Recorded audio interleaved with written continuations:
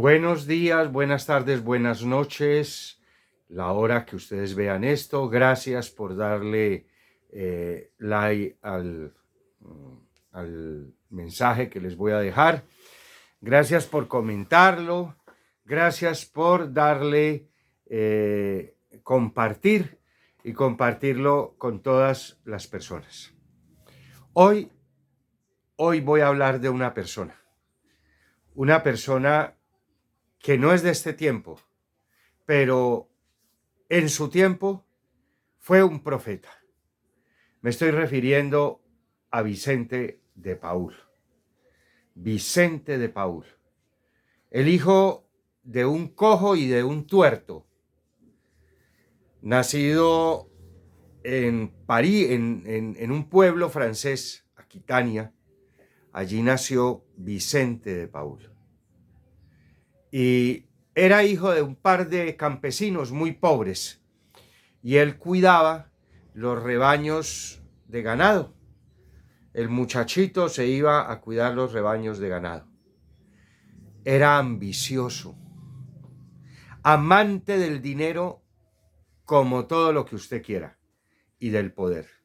Vivía aburrido en esa finca, pues haciendo ese trabajo, y vivía aburrido porque ahí no había plata y esa pobreza tan horrible que tenían sus papás. Vicente de Paúl. Vicente de Paúl. Y escuchen bien esta historia. Un día, estando pastoreando el ganado, vio por allá a lo lejos que iba una gente y bajo palio. Palio es una cosa que colocan como una sombrilla grande al paso del Santísimo Sacramento. Eso lo acostumbraban mucho para mostrar el poder de Jesús, ¿no? Y después eso se convirtió para mostrar el poder del cura que lleva a Jesús. Y vio que llevaban el viático a un enfermo. El viático es la sagrada comunión a un enfermo. Y se le iluminó. Ve, qué bueno ser cura. Porque como cura puedo conseguir plata. Como cura puedo conseguir poder. ¿Y qué tal si de pronto soy obispo? Y entonces los reyes de Francia me regalan terrenos y me lleno de plata y dejo de vivir en esta pobreza. Y le contó a sus papás que quería ser sacerdote. En esos tiempos no existían los seminarios, sino que mandaban al muchachito a la casa de un cura para que el cura le enseñara todo lo de cómo tiene que ser y formarse sacerdote. Yo estoy por entendido que en ese tiempo los curas eran más sanitos, o éramos más sanos, y ya saben a qué me refiero. En todo caso, esa familia se llenó de felicidad, porque qué cosa más grande tener un hijo cura. Eso ha sido siempre muy importante en la vida de las familias que son católicas y cristianas, en algunas pues.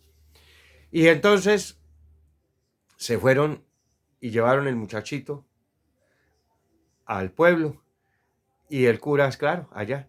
Un día su padre fue a visitar a su hijo, y entonces le dicen: Vicente, afuera está tu papá. Y como el papá era cojo y era tuerto, él sentía vergüenza de su papá.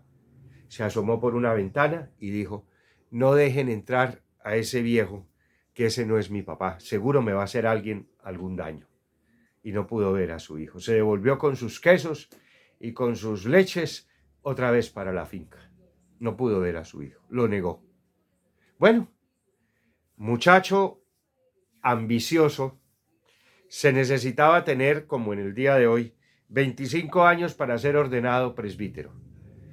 Ya sabía todo lo de misa, sabía todo lo de los sacramentos, era una cosa muy elemental. De allí que el que funda los seminarios es Vicente de Paúl, ¿no? Ese es el primero a crear un seminario, que no sea la casa cural, sino un sitio donde los muchachos se formen. A eso se le debe a Vicente de Paúl.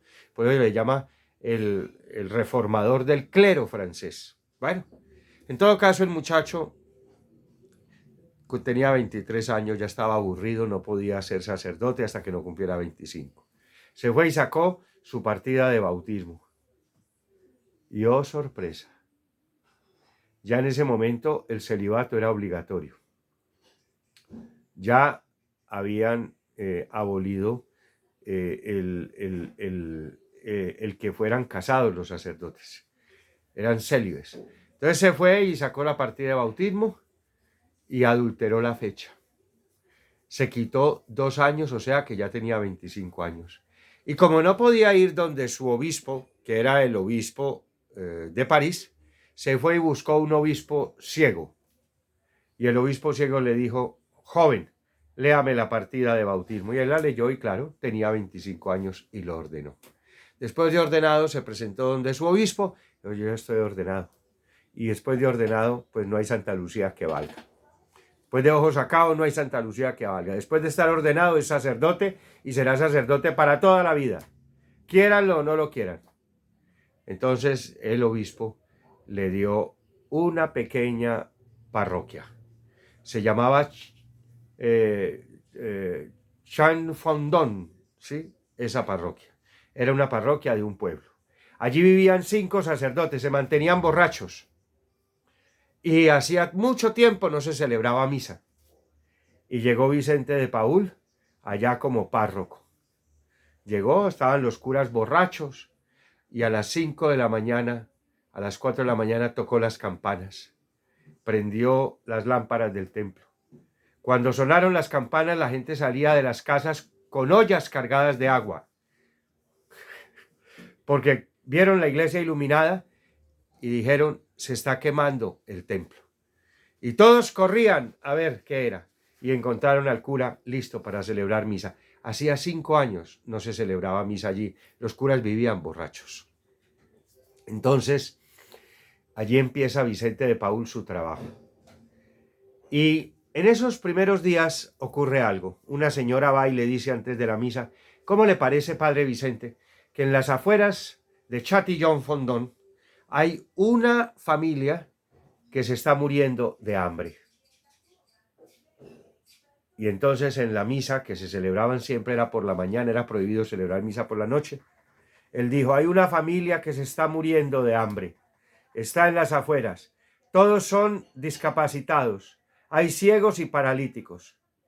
Y todo el pueblo se fue a llevarle comida a la familia, pero no había quien le preparara la comida. Vicente fue por la tarde a ver cómo estaban ellos. Fue el último en ir, el cura. Y cuando llegó allá, sorpresa, la casa llena de comida y ellos con hambre. No había quien preparara. Nadie podía preparar, no había quien. Y allí entonces nace la idea de las voluntarias vicentinas. Y salieron una cantidad de figuras. Figuras muy importantes. Apareció Luisa de Barillat porque Vicente va y busca por los lados de la corona ayuda para la gente pobre. Y se encuentra con una señora que era hija natural de un marqués francés, la señora Marillac. Luisa vivía en la corte, era de la corte, pero era hija ilegítima y era más bien excluida. Y le contó. Y Luisa, que era muy inteligente, porque la gran inteligente de todo este andamiaje era Luisa de Marillac, Luisa le dice: hay que organizar las caridades. Hablaba de las caridades, hoy se habla de la justicia. ¿Sí? Hay que organizar las caridades. Y comenzó a reunir a las señoras ricas de París, Vicente y Luisa, y a las señoras de la corte para que ayudaran a organizar las caridades. Y empezó el trabajo de las caridades. Vicente de Paúl murió en 1580.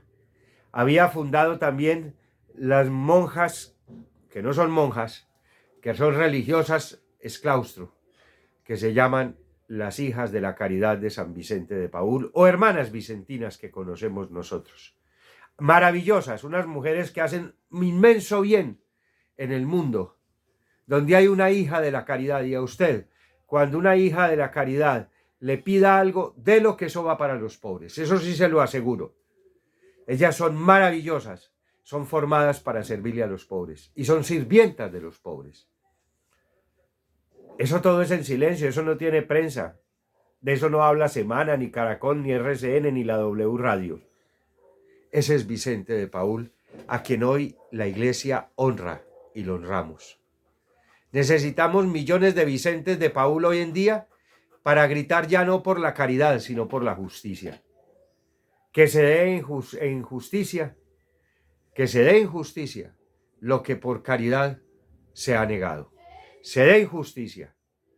Tienen que haber, Vicente de Paúl fue un hombre que transformó a París, transformó a Francia de su tiempo. Fue conocido como el padre de la patria.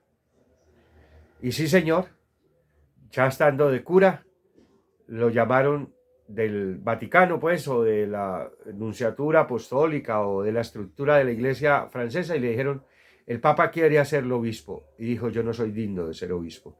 Y vivió en pobreza con los pobres siempre, el que quería ser rico.